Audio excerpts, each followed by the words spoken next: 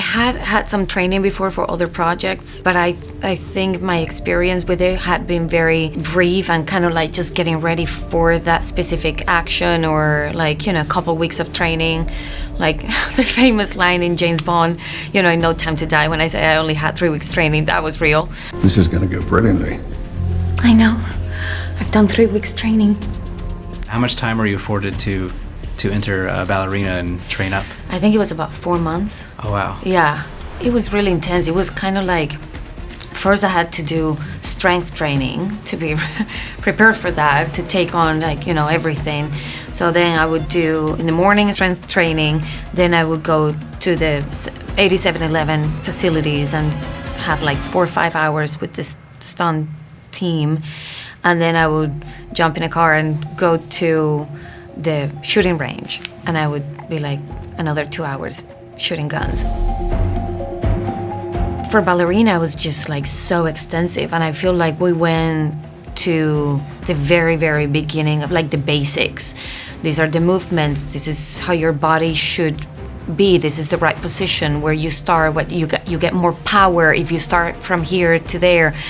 So it was kind of like we knew that the shooting, we were gonna have to like adapt and be flexible with the choreography and come up with things on the spot. So instead of like choreographing everything perfectly, it was more of they give me all the tools and the real training for me to be able to feel free and like safe doing the scene. One of the most fun things about, the John Wick world is everyday objects becoming weapons. Yeah. There are a lot of fun ones in this. Did you get to suggest any yourself? I really was on board with the ice skates. Mm-hmm. When Len told me that idea, I was like, heck yeah, we need to put that on. Like, we need to make it happen because it's just so brilliant. And there was something about the fights that from the beginning, I wanted to just put that in there, kind of like in the story and the character that was, really leaning into it. Like, I'm a woman, a lot smaller than all those guys in the movie, and I wanna make that, I wanna respect that, it is what it is. And so using that, thing in the John Wick of like everyday objects was really, it was very logical for me to do it that way. I love the scene when I put the gun and the knife together and I just tape it together, and that was really, original. And yeah, there's a lot of those little things. Duct tape double weapon was, oh yeah, you got your knives out in this one. Yes. When you use a TV remote and it like goes through the channels and ends on a Buster Keaton from Steamboat Bill Jr. when the house falls over him, which is one of the most dangerous early stunts. Feels like there's a nice homage of everyday objects as well. What is an object that you'd like to use in a future installment? Just because I know how much they love to put women in high heels and dresses doing action, I want to use that high heel. Mm-hmm. We'll see how we make it work, but that would be, that would be a good one. The pencil in the eye is so iconic, but also it's like so cringing because, we're all very sensitive, with the eyes. And I think that's like very striking. I don't know. That's a good one. There were some scenes that I really enjoyed myself taking on that kind of action. There's a grenade fight that I really liked, and I just loved the flow of the scene and how she's just moving through the space and figuring out what's around her that she can use. And it feels like very overwhelming because there's a lot of men on top of her in a closed space, and she really has no exit. There's no way out. And how she just, blazes through, and burns all these people. It just felt really cool. But there's this other scene with Keanu where this is more of an emotional favorite thing. It was kind of like the meaning of that scene, like Eve and John Wick facing each other. It was just really special for me to be on set again with Keanu and to have that fight, and it was just really, really wonderful. And also the location was beautiful and rehearsing that fight with Keanu was a really cool experience. I'm not leaving. Your choice. How do I start doing what you do? Looks like you already have. It's not so often that you feel in life that that kind of like a full circle kind of story.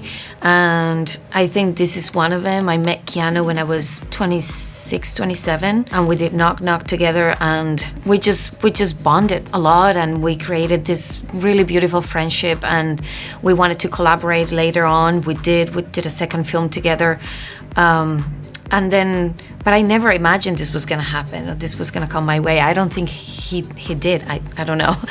But it just came, like I said, like it was a full circle. Like the fact that we're in this franchise that he built, that people love so much, that not just the universe, but him in it. He's become iconic in this character of John Wick, and now like I'm a part of that franchise, that universe, and he's in my movie as well. Is beautiful, and I'm really grateful for him wanting to be involved and joining us. He's the best. He's wonderful, and this is so his environment. He's so comfortable at doing these action things, and like all the martial arts and the close body fighting and all that, and he's just down for anything you throw at him, he's in. So it was really cool rehearsing that. We talked about Keanu, but another legend. Can you talk a little bit about working with Anjelica Huston? Yes. Yeah. I mean, Anjelica was just so endearing and so fascinating working with her. She's a legend, and she's so warm, and she's so powerful on screen, and you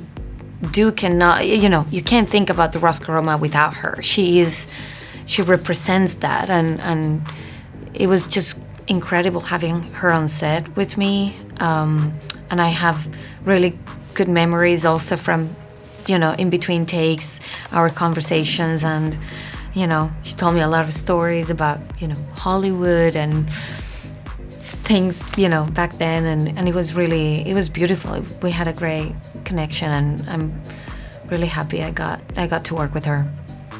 What's something you learned from shooting Ballerina that will be useful for future action movies that you want to take on? I feel now like I've learned the basics of it, and I can now go from here. I would like to think I can go anywhere now. Like I can go in any direction, and of course I can keep perfecting techniques and things, and like just myself, and it's still sometimes hard to watch yourself doing these kind of things. It's always good to learn these new skills, and for whatever happens, you never know.